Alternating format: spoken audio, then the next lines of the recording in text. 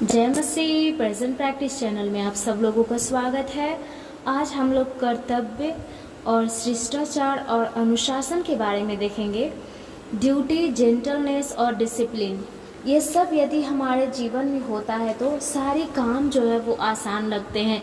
जब सब कुछ ठीक रहता है तब हमारे अच्छे गुणों को प्रकट करना आसान रहता है। परंतु संकट के वक्त यह कठिन है। संघर्ष ने ही दाऊद को सद्गुण वाला बनाया।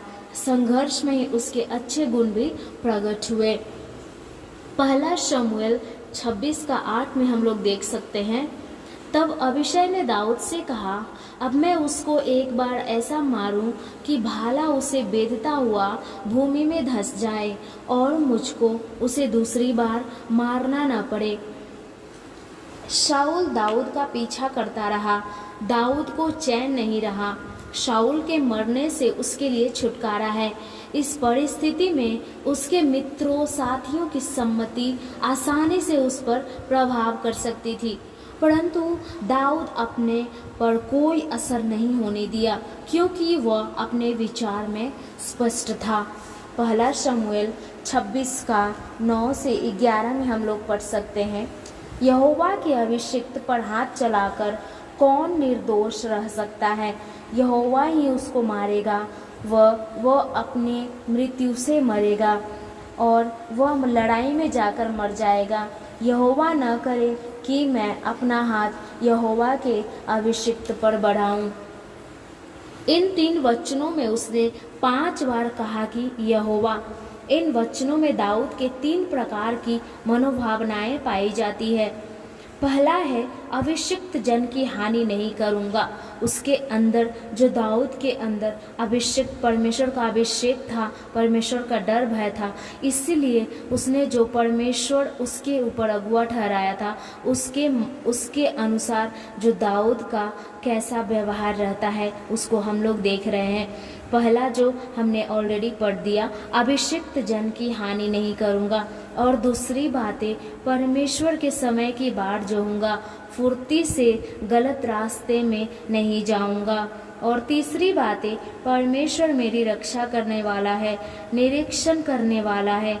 चाहे मेरी भावना हो या वातावरण हो या कोई मनुष्य हो, ये मेरे ऊपर प्रबल होने की अनुमति नहीं दूंगा।